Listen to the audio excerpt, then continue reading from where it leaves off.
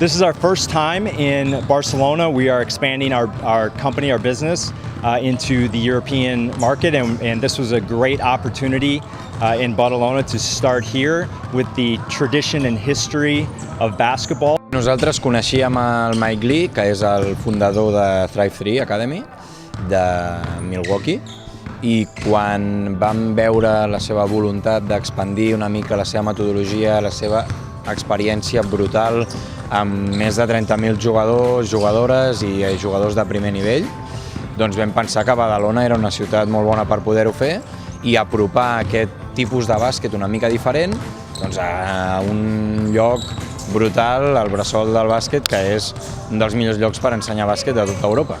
Nosaltres ajudem el Mike, que és qui porta la dinàmica de tot el campus i exercicis, llavors nosaltres estem amb ell ajudant i estant a sobre de tots els jugadors i jugadores, i a part també ens serveix a nosaltres una mica de formació i d'aprenentatge per llavors poder treballar amb la seva metodologia, i a part és un aprenentatge que nosaltres també adquirim.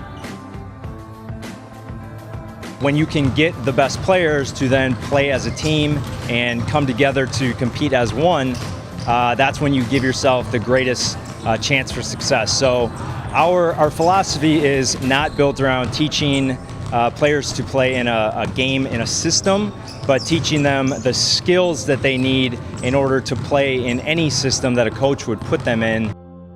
Ell creu molt amb tot el procés mental, que tot és un entrenament tan físic, igual que pots entrenar a bàsquet o pots entrenar el teu cos, doncs entrenar la teva ment, no?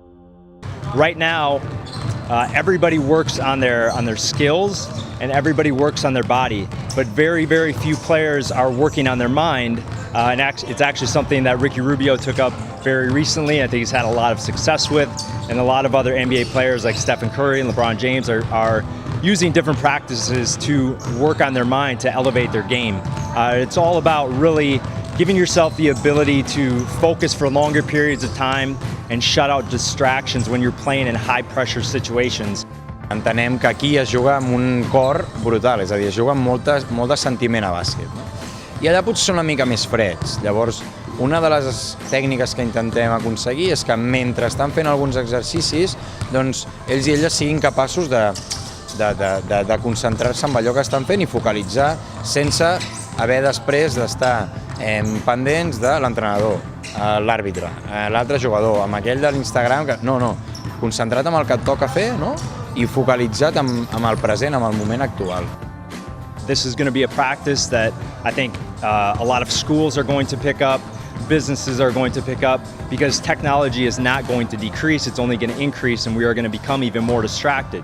So we need a tool to be able to bring our minds away from distraction and back into the present moment so that we can focus on the things that are right in front of us. Like most of us we spend a lot of our time in the future, or we spend a lot of our time in the past. We rarely spend our time in the present moment, which is the only place that we can actually influence our future through the work that we are doing in this moment.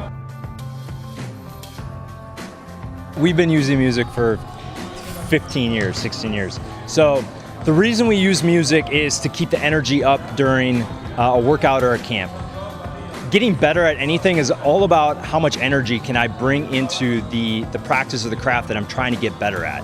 The higher my energy levels are, the more I'm going to be able to work and the more intensity I'm going to be able to bring to a practice, and that is going to increase my ability to focus, which increases my results.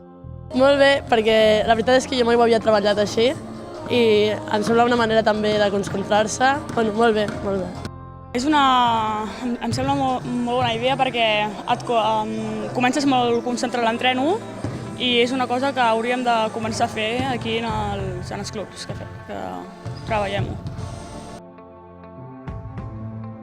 The thing that I love about the players here is they really want to get better, especially in Badalona. I know it's like a huge basketball town. It's a very popular sport in Badalona.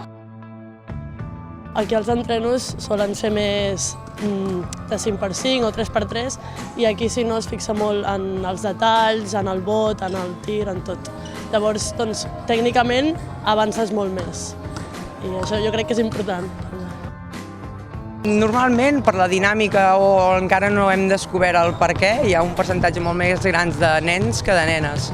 I sí que és cert que quan es fa un mix o un campus obert a tothom, hi ha molt més nens que nenes. Llavors, si vols veure nenes, sembla que hagis d'anar a un campus de nenes, i si vols veure nens, ja n'hi ha a tot arreu, no?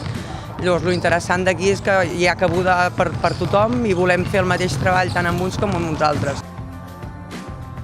Hem pensat que podia ser molt interessant pels jugadors i jugadores d'aquí, de qualsevol edat, poder tenir una experiència amb un entrenador d'aquest nivell, no? Que al final ha entrenat jugadors que tenim als pòsters de casa o que els veiem en els top 5 de cada cap de setmana.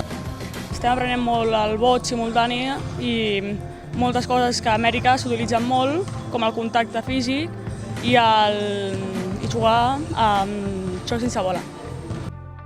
És una experiència molt xula i diferent perquè, a més, els entrenos són molt de tecnificació per millorar el vot i això. I bueno, el Mike em sap molt. Ja només amb els 10 minuts primers d'entreno ja vam veure que sabia moltíssim. El que pretenem és que tots els jugadors i jugadores puguin gaudir d'una experiència de quina metodologia s'ensenya a NBA, s'ensenya a NCAA, què s'expliquen als jugadors de primeríssim nivell. Per tant, ho seguirem fent durant l'any. El Mike el que ens ajuda és a poder-ho portar a la pràctica. Però ho farem durant tot l'any, a l'estiu, alguns caps de setmana, ho farem en èpoques de ponts, per tant, les vacances a jugar a bàsquet.